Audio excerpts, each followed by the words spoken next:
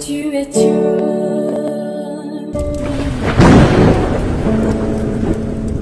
Lion de la tribu de Juda.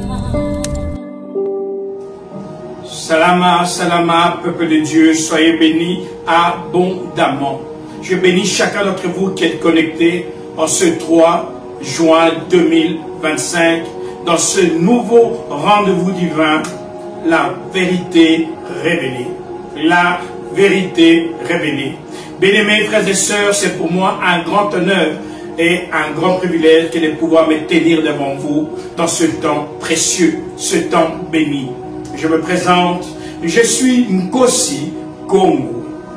Congo dans ma langue veut simplement signifier amour, vérité, justice, sécurité et royauté. Bien-aimés, chacun d'entre nous, lorsque nous venons dans ce monde, nous venons avec un but précis. C'est que j'espère pour chacun de vous, d'entre vous, et ma prière dans ce temps de la vérité révélée, que chacun d'entre vous trouve sa voie et comprenne pourquoi mon Père Céleste, l'Éternel, le Dieu des armées, l'a envoyé sur la terre. Mon frère, ma soeur, je veux que tu saches que si tu es dans ce monde, ce n'est pas par hasard. Dieu t'a désiré. Et comme Dieu t'a désiré, Dieu t'a envoyé dans ce monde afin de manifester sa gloire, afin qu'il puisse également se révéler dans ta vie. Bien-aimé, Dieu ne fait jamais les choses au hasard. Dieu rencontre Moïse sur le mont Horeb et il donne des paroles à Moïse. Il dit, j'ai entendu la voix de mon peuple qui souffre. J'ai vu comment est-ce qu'on est en train de l'oppresser et je suis descendu. Sache mon frère, ma soeur, que chaque personne qui est dans ce monde, quand Dieu t'envoie dans ce monde, il t'envoie avec une mission, il t'envoie avec un mandat. Et ce mandat, tu dois le découvrir. La première chose, c'est d'accepter Christ l'agneau comme Seigneur et Sauveur personnel. Quand tu deviens chrétien, tu deviens fils et fille de Dieu. À ce moment-là, le Saint-Esprit vient sur toi et te donne le programme que le Père a préparé pour toi de toute éternité. Le psaume 139, verset 16, nous dit ceci, avant même que tu ne naisses, quand tu n'étais qu'une forme informe, un vide, une forme qui n'avait pas de forme dans le ventre de ta mère, je te connaissais. Et tous les jours de ta vie étaient déjà inscrits dans le livre avant qu'un seul de ces jours ne puisse commencer. Ça veut dire que quand Dieu t'envoie dans ce monde, ton histoire démarre. Mais le grand problème, c'est que beaucoup d'entre nous ignorent ces choses. On ignore ces choses et on fait la vie comme on veut. C'est la raison pour laquelle aujourd'hui, le Père a voulu par sa grâce vous communiquer sa pensée dans la vérité révélée. La vérité révélée est là pour une seule chose. Parce qu'on dit, vous connaîtrez la vérité et la vérité vous rendra libre. Vous connaîtrez la vérité et la vérité vous rendra libre. Mon frère, ma soeur, on vit dans un monde qui est totalement dominé par le mensonge. On vit dans un monde où les gens ne savent plus où mettre la tête. Dans un monde où les gens sont en dépression. Les gens sont déprimés. Les gens sont en train de crier au secours. Beaucoup de gens que vous voyez sur la route, devant les bords de leur voiture, dans le bureau, certains dans le métro, d'autres dans les trams, d'autres dans des bus.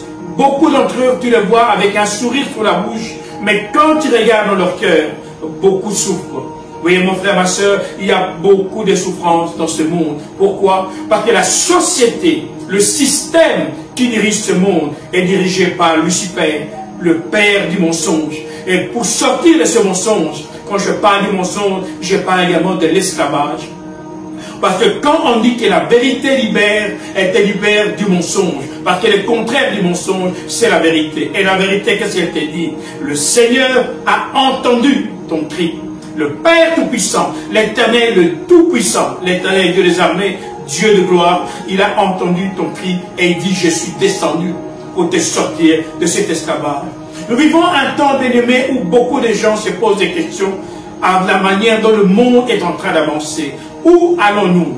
Et avec un constat, et les croyants, et les non-croyants, tous en voyant comment le monde est en train d'évoluer, ils disent, nous sommes arrivés à la fin des temps. Nous sommes arrivés à la fin des temps. Quelque chose va se passer. Tout le monde s'attend à quelque chose. Il y a la guerre un peu partout. La famine bat son plein. Les chômages bat son plein. Les gens sont licenciés. Les gens ne savent plus où mettre la tête. Ils ne comprennent plus rien. Les gens qui travaillent, ils sont obligés maintenant de travailler l'homme, la femme, les enfants pour pouvoir réunir l'argent, pour pouvoir payer un loyer, pour pouvoir se nourrir, pour pouvoir survivre. Bien-aimés, tout ça c'est quoi? C'est ça qu'on appelle le joug de l'esclavage. Le diable veut t'amener à un seul mot que tu puisses pleurer, à un seul mot qu'on appelle la souffrance. Alors que Dieu a créé l'homme pour un seul mot, le bonheur. Le bonheur. Et quand je parle du bonheur, je parle du repos. Et quand on parle du repos, on parle de la satisfaction. Mon frère, ma soeur, quand tout le monde dit que tout va mal et que les choses vont changer, ils ont une seule pensée. Qui va venir nous aider? Qui peut nous sortir de ces problèmes? C'est pour ça que la parole vient parmi les hommes afin de te libérer de ton problème, de te libérer de ton joug et de te faire rentrer dans la voie que le Père a préparée pour toi. Aujourd'hui, les chrétiens se posent beaucoup de questions. Qu'est-ce qui va se passer? Bien aimé, quand je parle des chrétiens, je vois deux catégories de chrétiens. Il y a des chrétiens qu'on appelle des chrétiens spirituels. Il y a des chrétiens qu'on appelle des chrétiens esprits. C'est deux choses différentes. Les chrétiens spirituels, ce sont les chrétiens qui ont accepté Christ dans leur vie comme Seigneur et Sauveur personnel. Ils aiment le Seigneur, ils servent le Seigneur, ils ont du zèle pour le Seigneur. Mais leur grand problème, ils suivent les traditions.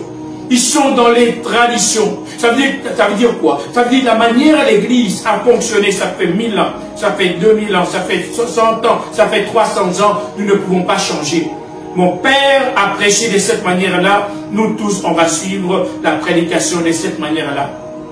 Mon pasteur parle de cette manière-là. Nous tous, on va suivre la prédication de cette manière-là. Or que mon ami, mon frère, ma soeur, le Saint-Esprit, c'est un esprit de mouvement.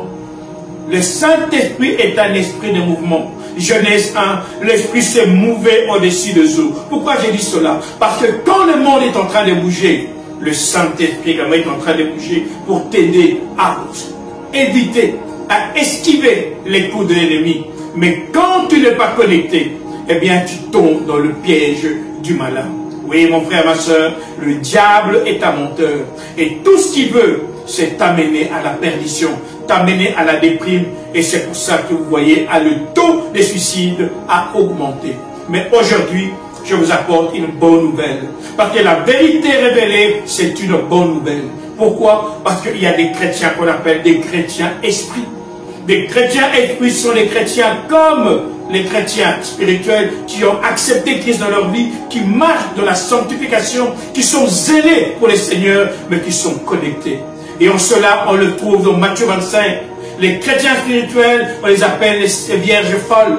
Les chrétiens esprits, on les appelle les vierges sages. Pourquoi sages? Parce qu'elles avaient toujours de l'huile avec elles. L'huile, c'est la présence du Saint-Esprit. Mon frère, ma soeur, le Saint-Esprit, c'est la vérité. Le Saint-Esprit, c'est la vie.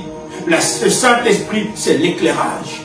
Vous connaîtrez la vérité et vous serez libérés. Quand le Saint-Esprit est dans ta vie, tu seras libéré du mensonge de ce monde. Pourquoi? Parce que le monde est en train de distiller beaucoup de choses. Beaucoup de choses qui sont en train d'égarer les gens et même de perturber beaucoup de gens. Dans l'église, les gens se posent la question à savoir, dans quel temps sommes-nous? Est-ce que c'est l'enlèvement qui arrive? Est-ce que c'est le millénium qui arrive? Pourquoi les gens se posent cette question? Les gens se posent cette question simplement parce que ça ne va plus sur la terre. Les gens sont fatigués. Les gens ont besoin du repos. Les gens ont besoin de vivre un temps de relaxation. Les gens ont besoin de dire stop. Maintenant, je me repose. Un peu de vacances. Pourquoi? Parce qu'ils sont oppressés. Et c'est ça que j'appelle l'esclavage. Et la vérité révélée vient te révéler le secret de sortir de cet esclavage. Mon frère, ma soeur, ce qui vient, ce n'est pas ce qu'on appelle l'enlèvement. Beaucoup d'églises sont en train de prêcher l'enlèvement. Beaucoup de gens sont en train de dire, le Seigneur est en train de venir afin de nous prendre, afin que nous puissions monter dans le ciel. Mon frère, ma soeur, qui met ses pensées dans la tête des enfants de Dieu? Et même l'église suit. Ce sont les Illuminati, les Lucifériens. Les lucifériens, ils ont une doctrine à eux. Ils ont un agenda qu'on appelle l'agenda 2030. Pour eux, la bête de l'événement est là. Elle est en train d'arriver. Pour eux, Lucifer va bientôt venir régner sur la terre. Parce que le diable, qui est le père des mensonges, est en train de mentir même à ses adeptes. En le faisant croire que très bientôt, il va venir régner sur la terre. Et les chrétiens, comme la Bible le dit, ils vont aller au ciel. Ils vont vivre avec leur Père au ciel, avec Dieu au ciel. Mais la terre, il va la laisser pour Lucifer et tous ses acolytes. Ce qui est un grand mensonge. Mon frère, ma soeur, toi qui m'écoutes, toi qui peut-être as fait un pacte avec le monde des ténèbres, toi qui peut-être tu crois que Lucifer va t'amener la vie éternelle, parce que c'est ce qu'il leur dit. La même chose qu'il a fait avec Adam et Ève dans le jardin d'Éden. Genèse 3, versets 4 et 5, il leur a dit, vous ne mourrez pas, mais vous deviendrez comme des dieux. Quand on dit vous devenez comme des dieux, vous allez devenir comme des dieux, ça veut dire que vous n'allez pas mourir. Vous allez vivre éternellement. Le même mensonge, le diable est en train de distiller ça à ses adeptes. Et beaucoup sont très zélés. Beaucoup sont en train de faire des sacrifices. Ils sacrifient leur famille. Ils se sacrifient eux-mêmes parce qu'ils ont un symbole au niveau des lucifériens, des gens qui ont la doctrine de Babylone, hein, du Moloch. Tous ces sacrifices qu'ils font, c'est pourquoi? C'est simplement parce qu'ils ont un symbole qu'on appelle le phénix. Pour eux, ils veulent que le phénix, c'est un animal, c'est un oiseau qui se brûle, qui se consume, et puis qui renaît de ses cendres. Eux, ils croient qu'ils vont renaître. Ils croient que s'ils se donnent en sacrifice à Lucifer, ils croient que s'ils se donnent en sacrifice aux démons, eh bien, Lucifer sera content. Lucifer va les amener à revenir pour pouvoir régner dans le nouvel ordre mondial. C'est pour ça que vous entendez souvent le nouvel ordre mondial. C'est un plan luciférien où le diable est en train de dire à ses acolytes que bientôt nous allons régner. Et en même temps, l'Église, quand ils entendent ces choses, ils se laissent emporté par ces vagues. Il dit voilà, la bête de l'événement est en train d'arriver. Voilà, on parle de la puce. Voilà, on parle des vaccins. On parle de ceci, de cela. Donc maintenant le diable arrive. Ça veut dire que l'enlèvement arrive. Non, mon frère, ma soeur, ça c'est être un chrétien spirituel. Sois connecté. Sois connecté. Invoque-moi, Jérémie 33, et je vous répondrai. Et je vous révélerai des choses cachées. Mon frère, ma soeur, on vit dans un temps, dans un monde où tu as besoin de révélation. Si tu cherches à vivre dans ce monde de ta manière, tu seras déclassé. Le monde est en train d'aller rapidement. Tout est speed.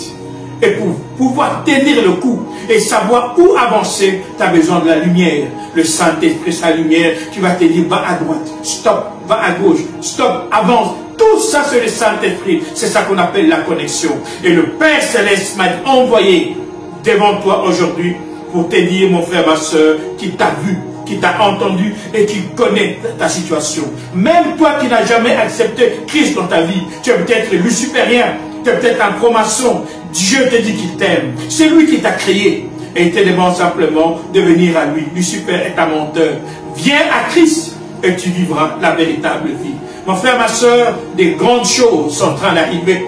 Et ces choses, c'est ce qu'on appelle le millénium. Lorsqu'on parle de millénium, on parle de quelque chose de très important. Bien souvent, les églises, nous parlons souvent de Christ agneau. Christ agneau est mort à la croix. Il a versé son sang afin que quiconque croit en lui ne périsse point, mais qu'il ait la vie éternelle. Et c'est vrai. Et beaucoup de gens sont là et disent, voilà, c'est formidable. Mais mon frère, ma soeur, pourquoi est-ce que c'est le millénium qui vient et pas l'enlèvement? Eh bien, tout simplement, parce que pour que le millénium puisse arriver, il fallait d'abord que le deuxième bouc puisse être manifesté. Bien souvent, l'Église oublie que lorsque les gens du passé, le peuple hébreu, lorsqu'ils devaient sacrifier les boucs, les animaux, ils devaient sacrifier 2 animaux afin que leur péché soit totalement expié. Ils prenaient 2 animaux, Lévitique 16, verset 7 et le suivant. Ils tiraient au sort un animal qu'on devait égorger et un autre on le prenait. Le grand prêtre l'imposait les mains et demandait que toutes les malédictions, toutes les choses mauvaises qui étaient sur Israël rentrent dans le bouc. Et on l'amenait loin du village, et on l'amenait dans le désert, on l'amenait dans la forêt, afin qu'il puisse se perdre là-bas. Et quand ces 2 boucs étaient en train d'agir de cette manière-là, on disait que le péché était expié. Jusqu'aujourd'hui, dans les églises, nous parlons que de l'agneau immolé. Christ l'agneau. Mais bien aimé, il faut le deuxième bouc. C'est la raison pour laquelle Paul, dans 1 Corinthiens 15, il explique ces choses. Paul est en train de parler dans 1 Corinthiens 15. Pourquoi? Parce que le peuple a dérouté. Le peuple ne suit plus la doctrine que Paul a enseignée. Il dit, mon frère, ma soeur, 1 Corinthiens 15, verset 1, mon frère, ma soeur, je veux vous rappeler la bonne nouvelle que je vous ai annoncée.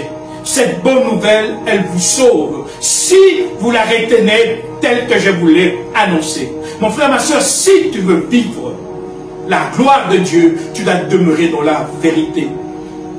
Paul dit, sachez une chose, vous êtes en train de dire que la résurrection de mort n'existe pas. C'est faux. Parce que si la résurrection de mort n'existe pas, ce que c'est que Christ a fait, eh bien ça ne sert à rien. C'est que Christ également n'est pas ressuscité.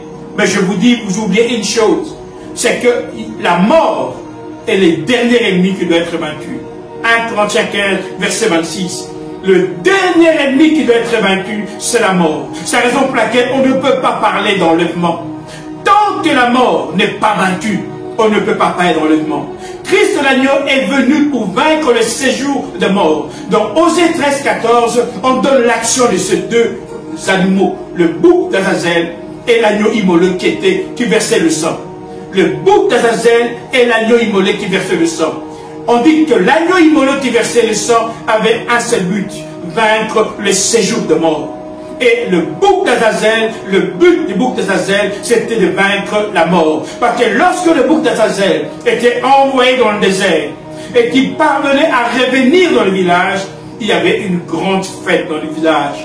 On criait, la mort a été vaincue. Ô mort, où est ton aiguillon? Ô mort, où est ton âme? Ô mort, où est ta victoire? Mon frère, ma soeur, on ne peut pas parler d'enlèvement tant que le deuxième bouc n'est pas encore revenu. Le deuxième bouc, c'est un animal. Il y avait deux animaux, l'agneau et le bouc qu'on a envoyé dans le désert pour pouvoir simplement amener la victoire sur la mort. Et maintenant, il y a le deuxième animal qui est en train d'arriver. Et c'est ça que Paul est en train de dire dans 1 Corinthiens 15. Il dit, Christ est en train de revenir. La résurrection existe et Christ est en train de revenir. Et quand il revient pour vaincre la mort. Et quand Christ va venir pour vaincre la mort, il va lancer un temps. Et ce temps, c'est le millénium. Pourquoi c'est le millénium? Parce que lorsqu'on parle du millénium, mon frère, ma soeur, nous parlons tout simplement du règne de Dieu sur la terre. Du règne du lion de Judas sur la terre. Oui, mon frère, ma soeur, le lion rugit. Le temps est arrivé où le peuple du monde entier doit savoir que le Père est en train d'accomplir son agenda. Lorsque le Père donne la prière de notre Père, le Père sait ce qu'il est en train de faire. La prière de notre Père, c'est plus qu'une prière, c'est tout un programme. Notre Père qui est aux cieux, que ton nom soit sanctifié, que ton règne vienne. Dieu dit, tant que les hommes acceptent que je suis leur Père, à partir de ce moment-là, et que ces hommes sont des hommes esprits, que ton nom soit sanctifié, des hommes esprits, des femmes esprits, eh bien moi, j'ai déclenche maintenant l'opération de venir régner sur la terre. Mon frère, ma soeur, il y a un temps où le Seigneur a laissé Lucifer régner. Christ l'agneau est venu, il a aidé les hommes et les femmes afin de pouvoir rentrer dans les séjours de mort. Jusqu'aujourd'hui, les gens meurent. Jusqu'aujourd'hui, les gens meurent. Et ça ne plaît pas au Père. Pourquoi? Parce que l'expiation du péché n'était pas totale. Le Christ a vaincu pour le péché totalement, pour que les hommes aillent au ciel. Mais il y a le deuxième péché qu'on appelle la mort. La mort, mon frère, ma soeur, est un péché. Parce que la mort, c'est le résultat du péché. C'est lui qui péchera, mourra. Donc il y a un péché qu'on appelle la mort, que Dieu veut exterminer et enlever. Et c'est pour la raison pour laquelle on parlait dans Lévitique 16 du bouc d'Azazel. Le bouc d'Azazel, beaucoup d'églises l'oublient. Pourquoi? Parce que simplement les gens sont dans la théologie. Ils répètent ce qu'on dit. Mais on dit sonder les Écritures. Mon frère, ma soeur, Dieu ne tient pas. Il ne tient pas la Bible. Dieu tient sa parole. Il dit sonder les Écritures. Ne te limite pas simplement à lire. Ne te limite pas simplement à répéter ce que les gens disent. Mais sonde les Écritures. Pourquoi? Parce que le Père veut manifester sa gloire dans ce monde. Le Père a rendez-vous avec les hommes dans ce monde. Et ce rendez-vous commence maintenant. Il y a toujours un moment où Dieu dit c'est maintenant que les choses doivent démarrer. C'est maintenant que je vais manifester ma gloire. C'est maintenant que le monde va savoir que je suis le même hier, aujourd'hui et éternellement. Mon frère, ma soeur, le monde est fatigué d'entendre parler d'un Dieu dont on ne voit pas la puissance. Le monde est fatigué d'entendre parler d'un Dieu qui a fait des prodiges dans le passé. Oh, Dieu a ouvert la mer Rouge et a laissé passer le peuple d'Israël. Le monde aujourd'hui a besoin d'une démonstration. Une démonstration de la puissance de Dieu. Et il y a toujours un temps où Dieu dit maintenant. Moi, je veux manifester cette démonstration. Acte 2, verset 17. Dans les derniers jours, les païens et les croyants, tous sont en train de dire, d'une manière unanime, nous sommes arrivés à la fin des temps. Mon frère, ma soeur, nous sommes arrivés à la fin d'un temps. Pas à la fin des temps, mais à la fin d'un temps. Parce que le millénium, ce n'est pas la fin. Dieu est en train de préparer quelque chose. D'abord, le règne de Dieu. À Corinthiens 15, verset 24, 25, 27, 28. Dieu dit qu'un roi doit venir régner. Christ doit venir régner sur la terre en tant que roi. Le lion de Juda rugit. Le lion de Juda se prépare à venir régner dans ce monde. Mais maintenant, la question à savoir, quand la mort a disparu, à quel moment on parle dans les Écritures que la mort a disparu? Lorsque nous allons dans Apocalypse 21, l'Apocalypse 21 nous dit au verset 1er, on voit un nouveau ciel et une nouvelle terre. Et au verset 2, on dit, on voit la nouvelle Jérusalem descendre du ciel, envoyée par le Père. Et au verset 3, on dit ceci, j'effacerai les larmes de ses yeux. Et pourquoi? Parce que la mort n'existe plus. Apocalypse 21, verset 3. J'effacerai les larmes de ses yeux, de leurs yeux, parce que la mort n'existe pas. Ça veut dire ceci. Lorsqu'on efface les larmes dans la vie des peuples de Dieu, parce que la mort n'est plus, on donne le symbole de ce temps-là. Le royaume de Dieu descend du ciel. Et je vois la cité céleste, la Jérusalem céleste, descendre du ciel, envoyée par le Père. Et c'est ça les milléniums. Mon frère, ma soeur, ce n'est pas l'enlèvement.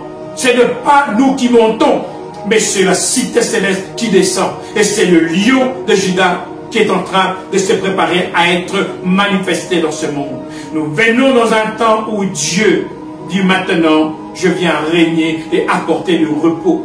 Je disais que les gens souffrent. Je disais que les gens se posent des questions. Qu'est-ce qui ne va pas dans ce monde? Eh bien, la vérité révélée aujourd'hui vient te donner une bonne nouvelle. Ton roi arrive. Ton roi arrive. Le lion de Juda se prépare à se manifester. Psaume 24. Porte, élevez vos linteaux, que le roi de gloire fasse son entrée. Que le roi de gloire fasse son entrée. Maintenant, la question qu'on se pose, qui est ce roi de gloire? Eh bien, mon frère, ma soeur, les Écritures sont claires. Elles nous révèlent toutes ces choses. Invoque-moi, je te répondrai, je te révélerai des choses cachées. La vérité révélée veut te révéler les choses que beaucoup de gens ont cachées. Le roi arrive. Dieu dit que le roi est en train d'arriver. Et Deutéronome 18, Moïse commence à parler. Moïse amène le peuple d'Israël devant la terre promise. Moïse ne peut pas rentrer. Il dit au peuple, préparez-vous, car vous allez rentrer dans la terre promise. Moi, je ne rentrerai pas. Mais Dieu va vous envoyer un prophète comme moi. Un prophète qui vient, qui est parmi le peuple, parmi votre peuple. Il va sortir de là. Et écoutez-le. Et Dieu reprend les mêmes paroles de Deutéronome 18 au verset 18. Dieu dit, je leur enverrai un prophète comme toi, Moïse. Je leur enverrai un prophète comme toi. Il sortira parmi le peuple. Je mettrai mes paroles dans sa bouche. Et il dira tout ce que je lui ordonnerai. Dieu est en train de dire quelque chose. Il dit la personne qui va venir sortira du peuple. Alors il y a deux choses qui me frappent là. Moïse dit une chose importante. Dieu vous enverra un prophète comme moi. Moïse était non seulement prophète, mais il était également roi. Ça veut dire que Moïse était un souverain sacrificateur. C'était un prêtre, c'était un pasteur, mais également il était roi. Et quand il dit Dieu va vous envoyer quelqu'un comme moi, on ne parle pas de David. Beaucoup de gens dans la théologie disent que c'est David que Moïse est en train de lier. Ce n'est pas David, parce que David n'était pas un prophète. David était roi, mais David n'était pas un prophète. La preuve, on lui tirait souvent les oreilles par des prophètes lorsqu'il se méconduisait. Et Dieu n'a pas permis qu'il construise le temple parce qu'il avait du sang dans ses mains. Moïse, je t'enverrai quelqu'un. J'enverrai un prophète comme toi pour le peuple. Ça veut dire qu'il n'y a personne que Dieu m'a envoyé. C'est quelqu'un qui sera comme Moïse. Il aura deux fonctions. Il sera souverain sacrificateur et il sera roi. Et ce qui est formidable, ce qui m'attire, et là où Dieu répète dans les paroles de Moïse, il dit il sortira parmi le peuple. C'est-à-dire c'est quelqu'un qui sortira parmi le peuple. On ne s'arrête pas là. Ésaïe 9 va encore plus loin. Ésaïe 9. Bien aimé, bien souvent, on confond Ésaïe 9 et Ésaïe 7. Ésaïe 7 nous parle de l'agneau immolé. Christ l'agneau, une vierge. Ésaïe 7, 14. Une vierge enfantera. Elle donnera un fils. Et ce fils mangera de la crème et du miel jusqu'au jour où il commencera à savoir distinguer le bien et du mal, à refuser le mal et à accepter le bien. Ça veut dire que même Christ, quand il est venu sur la terre, il était 100% homme. Il était 100% homme. Parce qu'on dit qu'il devait manger du miel et de la crème jusqu'au jour où il saura rejeter le mal et accepter le bien. Donc Christ a passé un temps où Dieu le formait, à marcher dans la puissance, à marcher dans la sainteté, à marcher dans l'obéissance. Christ a appris l'obéissance. Beaucoup de gens qui croient que Christ est venu, il est né et il était déjà saint, tout allait bien. Non, non, non. Il a dû apprendre l'obéissance. Ésaïe 7, versets 14 et 15. Il mangera du miel et de la crème jusqu'au jour où il apprendra à rejeter le mal et à accepter le bien. Ça, c'est Ésaïe 7. Mais Ésaïe 9, on parle du lion de la tribu de Juda. Voici ce qu'on dit dans Ésaïe 9, premier verset. Le peuple qui marche dans la nuit voit une grande lumière. Déjà là, on peut s'arrêter. On parle du peuple qui marche dans la nuit. Un peuple qui marche dans la nuit. Vous savez, il y a un dicton qui dit quand quelqu'un est dans le noir, il est dans la nuit, c'est qu'il a perdu les repères. Il a perdu le sens. Il ne sait plus exactement où il est. Il a perdu la mémoire. Ésaïe est en train de dire que ce peuple dont je parle, c'est un peuple qui a perdu la mémoire. Et le peuple qui a perdu son identité, tout le monde le sait, c'est le peuple africain. On dit que tous les peuples de la terre ont une histoire, sauf les Africains. Pourquoi? Parce que le peuple noir, on dit qu'ils ont perdu leur identité. Le peuple qui marche dans la nuit a perdu son identité. Et ce peuple, maintenant, voit une grande lumière. Ce peuple voit une grande lumière. C'est-à-dire qu'à un certain moment, les choses changent. On dit, pour ce peuple du pays de l'ombre de la mort, ce peuple du pays de la nuit, le peuple du pays où il y a les ténèbres, le peuple de ce pays où il y a tout simplement l'obscurité. Et en ce peuple-là, qu'est-ce qu'on dit? Une lumière jaillit. On parle d'un peuple dont le pays est dans l'obscurité. Lorsqu'on parle d'obscurité ici, on parle d'une situation sociale. Ce peuple qui est dans l'obscurité, c'est un peuple qui a un problème de courant. Un peuple qui a un problème d'eau. Parce que quand il y a un problème de courant, automatiquement, il y a un problème d'eau. On parle de ce peuple-là. Donc c'est un peuple qui vit d'une manière compliquée. D'une manière compliquée. Mais Dieu dit une chose. Quand le roi va arriver, Ésaïe 9, verset 2, Seigneur, tu inondes ton peuple, le cœur de ton peuple, de bonheur. Seigneur, tu inondes le cœur de ton peuple du bonheur. Tu remplis son cœur de joie. Tu le fais crier de joie comme une personne qui est en train de partager le butin de l'ennemi qui a été vaincu. On dit, quand le roi va arriver, les choses vont changer. La lumière va arriver et la situation de ce peuple va changer. On continue au verset 3. On dit que cette personne-là, il va étendre son autorité.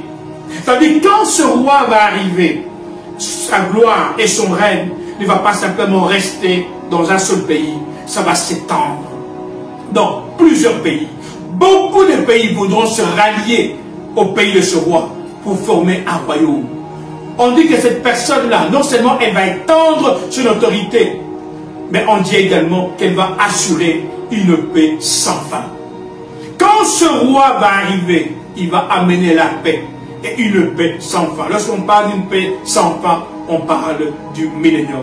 Mon frère, ma soeur, ce n'est pas l'enlèvement qui arrive, mais c'est le millénium. Dieu prépare sa venue dans ces lieux. Que ton nom soit sanctifié, que ton règne vienne, que ta volonté soit faite sur la terre comme au ciel. Mon frère, ma soeur, Dieu a vu tes souffrances. Dieu a vu tes peines. Il a entendu ton cri et Dieu est descendu afin de te sortir de ces problèmes. Dieu a décidé de te faire sortir de ces drames que la société t'a mis. Mon frère, ma soeur, Dieu, c'est un Dieu redoutable. Il n'a pas changé. Il est le même hier, aujourd'hui et éternellement. On dit que ce roi va s'asseoir sur le siège royal de David, son père, et il va régner en roi dans son royaume. Ça veut dire qu'il ne viendra pas pour régner dans un pays, mais il viendra régner dans son royaume. Et on dit qu'il régnera avec justice et droiture. Et ce qui est formidable, maintenant on parle de ce roi. Au verset 5, Ésaïe 9, verset 5. Un enfant nous est né, un fils nous est donné, et il a reçu l'autorité d'un roi. On parle d'un enfant qui naît, un fils qui est donné, et qui a reçu l'autorité d'un roi. Moïse dit, Dieu vous enverra un prophète comme moi, il sortira parmi vous. Mon frère, ma soeur, que ceux qui ont les oreilles pour entendre comprennent ce que l'Esprit est en train de dire à l'Église. Les pensées de Dieu ne sont pas les pensées des hommes. Les voix de Dieu ne sont pas les voix des hommes. La vérité révélée. Dieu veut te révéler son plan. Dieu veut te révéler son programme. Nous sommes en train d'aller vers un temps décisif où le roi va régner. Le roi des nations va régner. Le monde a vu comment les rois de ces nations tyrannisent les hommes et les femmes. Mais Dieu s'est levé. Il dit, je me suis levé et je viens manifester mon règne et ma gloire dans votre vie. Et la première chose qu'il va faire, c'est toi, mon frère, ma soeur qui est connectée. Dieu va te visiter. Dieu viendra là où tu es. Il sait que tu as des problèmes, mais il veut te démontrer qu'il n'est pas une fable, que c'est un Dieu véritable, un Dieu qui parle et qui agit. Il parle, la chose arrive, il l'ordonne et elle s'exécute. Dieu va parler dans ta vie, mon frère, ma soeur. Dieu va parler dans ta nation et Dieu va ordonner et ces choses vont s'exécuter. Mon frère, ma soeur, les temps des hommes est en train de prendre fin parce que le 7e jour est en train d'arriver. Dieu veut manifester sa gloire. Oui, c'est le millénium qui arrive. Dieu vient régner. Et ce que je trouve formidable, lorsque Moïse dit, c'est une personne comme moi, ça m'amène directement dans l'évangile de Jean, chapitre 21, verset 12. On nous parle de Christ l'agneau. Christ a vécu 3 ans avec ses disciples. Lorsqu'il meurt, Marie et Marthe, au tombeau, ne le reconnaissent même pas. Ils arrivent dans le tombeau est vide. Ils voient un jardinier. Il dit, monsieur le jardinier, où avez-vous mis le corps de notre Seigneur?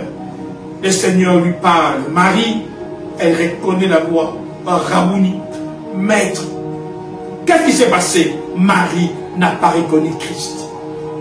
On continue. Les disciples d'Emmaüs. Ces disciples étaient avec Christ pendant 3 ans. Christ vient d'être crucifié.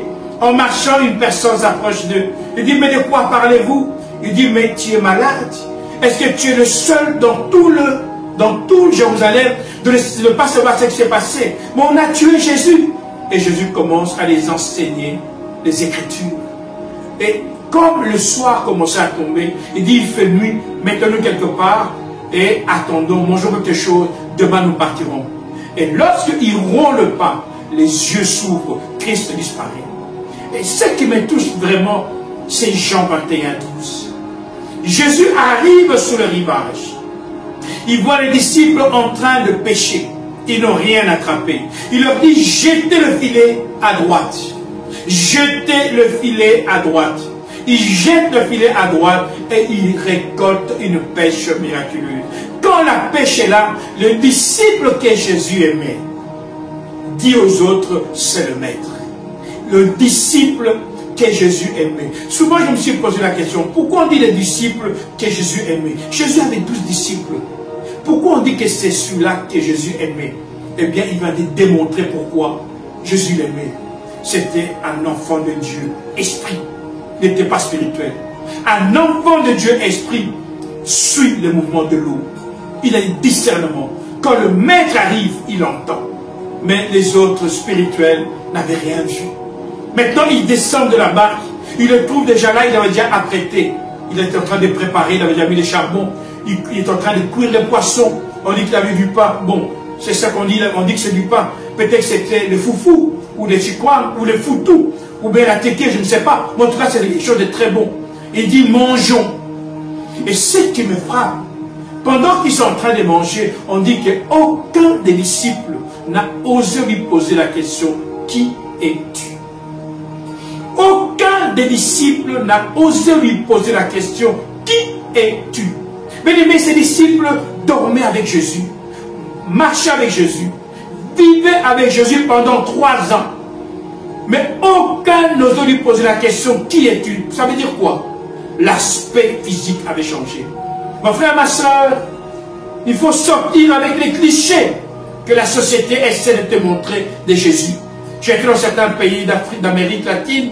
Dans ces pays, qu'est-ce qui se passe? Dans ces pays-là, il y a des gens qui prennent la photo de l'acteur qui a fait le film Jésus de Nazareth et ils le collent au mur et ils se mettent là à prier, oh Jésus, aide-moi. Ils ont déjà un cliché dans la tête. Un homme avec des yeux bleus, des longs cheveux, une longue barbe. Et c'est ce Jésus-là qu'ils attendent. On dit que les disciples ne l'ont pas reconnu. C'est un message que Dieu est en train de donner aux nations.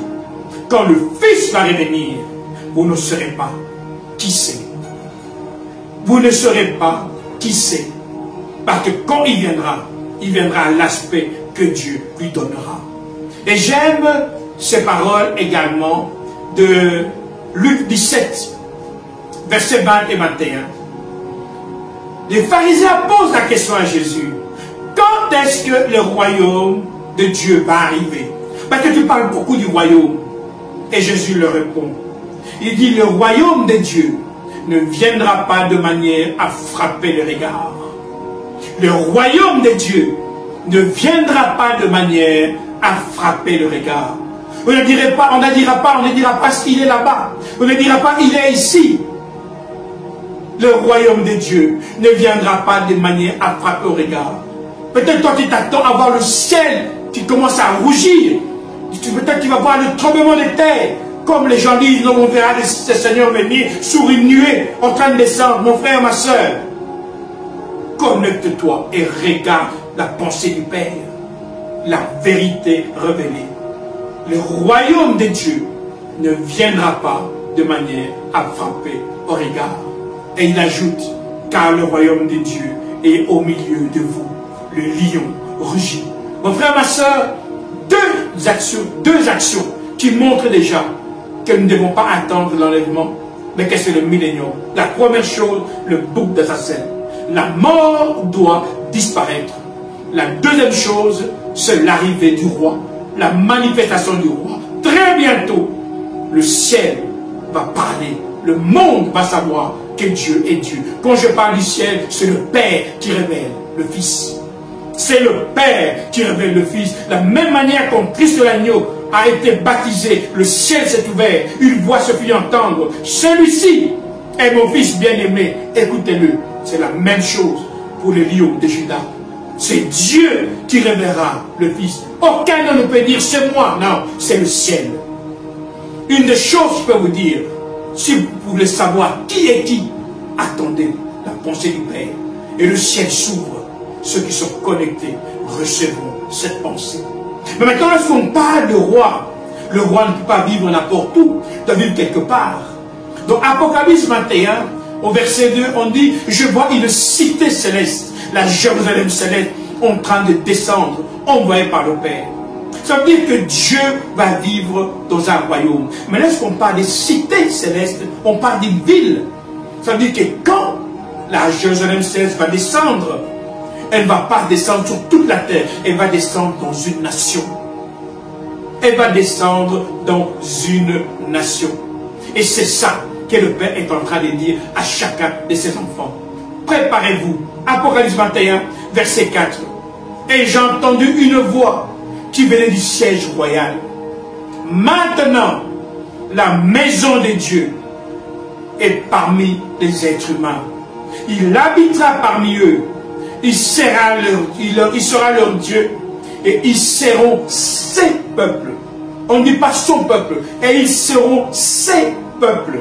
Ça veut dire que quand le lion de Juda va arriver, il va régner dans un royaume.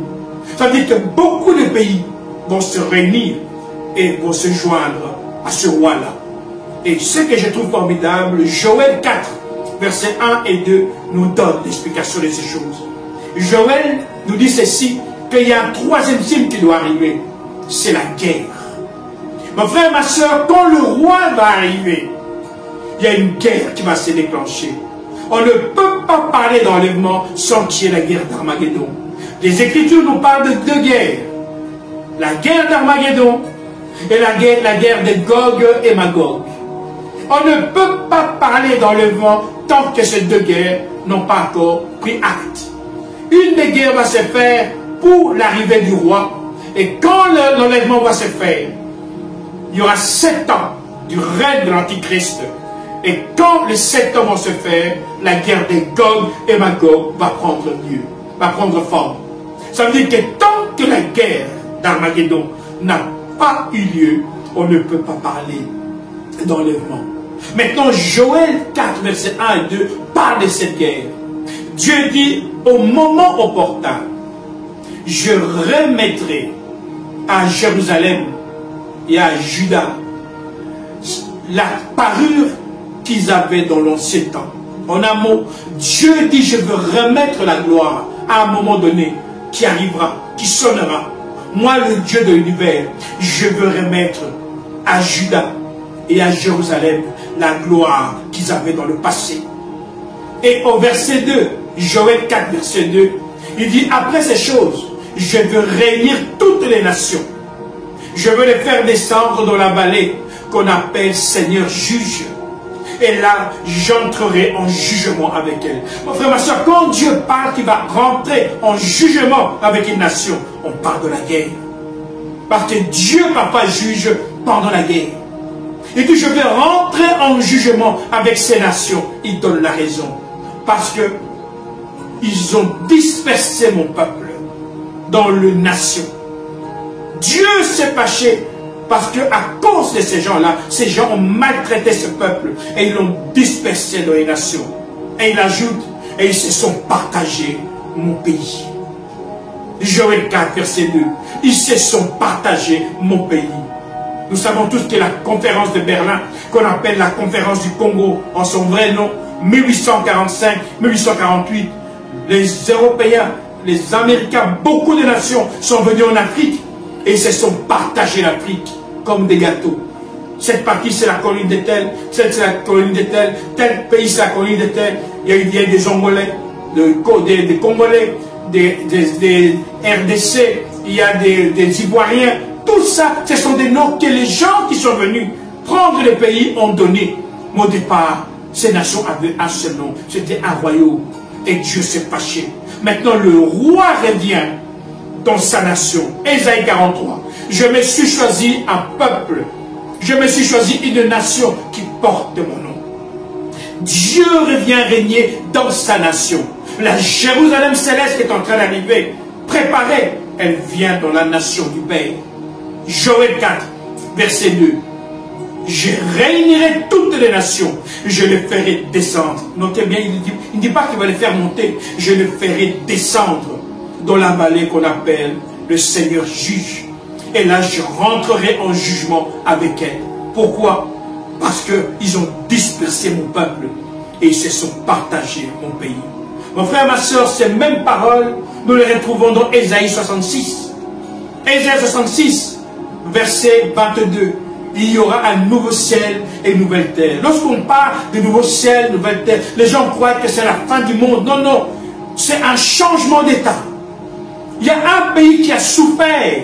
Et Dieu dit, ce pays, c'est terminé. J'ai entendu ton cri. J'ai vu ce qu'on a fait. Maintenant, je suis descendu. Je viens libérer ma nation et changer son état. Ésaïe 9. Seigneur, tu inondes nos cœurs de bonheur.